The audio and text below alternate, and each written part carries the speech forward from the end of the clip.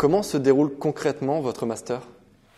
Alors, le master notarial est organisé en 2 années. Donc, au sein de la première année, les étudiants vont être confrontés à des matières classiques qui vont faire le cœur du métier de notaire, notamment le droit des successions, le droit des régimes matrimoniaux, mais au cours duquel ils vont déjà être confrontés à des exercices particuliers qui sont des exercices de liquidation auxquels ils seront confrontés par la suite en tant que futurs notaires. Et les étudiants se voient déjà proposer la possibilité de suivre un stage qui pourra aussi les conforter dans leur choix. Et puis, de manière logique, ce Master 1 va les mener au Master 2 de droit notarial dans lequel on poursuit cette amorce de professionnalisation en les confortant dans l'approfondissement de ces techniques de liquidation, de transmission des sociétés, etc.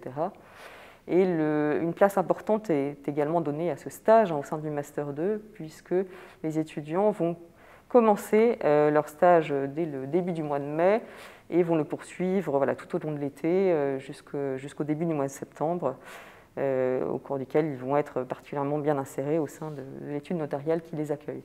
Et une fois qu'ils auront obtenu ce Master 2, puisque c'est la particularité du Master notarial, c'est qu'il constitue la première année du diplôme supérieur du notariat, donc les étudiants qui obtiennent ce Master 2 intégreront ensuite 2 années de formation en alternance, donc au cours duquel ils pourront être intégrés dans une étude pendant 3 semaines et ensuite pouvoir obtenir 1 semaine de cours d'approfondissement, ce qui permet encore une fois de renforcer leur formation en enrichissant d'un côté les apports de la pratique et les apports qu'ils peuvent obtenir au sein de leur cours.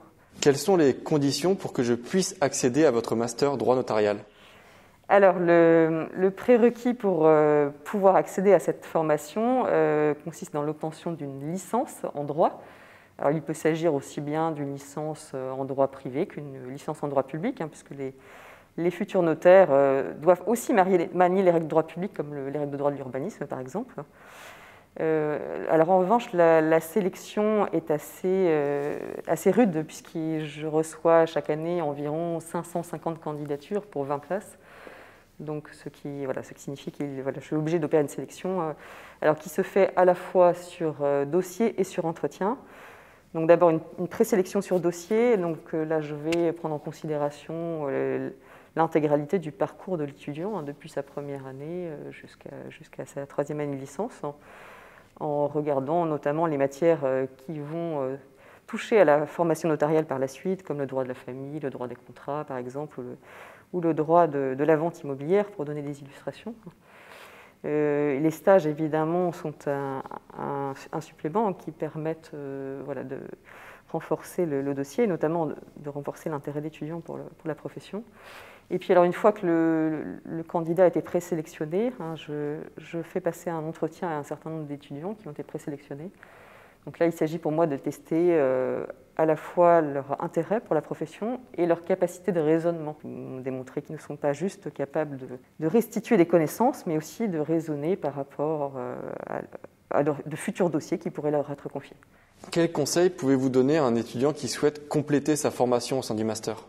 Le principal conseil que je pourrais lui donner, c'est d'effectuer des stages. Alors des stages évidemment dans le milieu notarial pour conforter son choix s'il le souhaite, et puis éventuellement aussi des stages dans d'autres professions, justement pour être certain de la profession vers laquelle il s'oriente. Donc ça me semble important. Et puis dans l'hypothèse où l'étudiant souhaiterait vraiment continuer dans la voie notariale, ça lui permettrait de commencer à tisser des liens de confiance avec les études dans lesquelles il a pu commencer à travailler, ce qui est important pour la suite.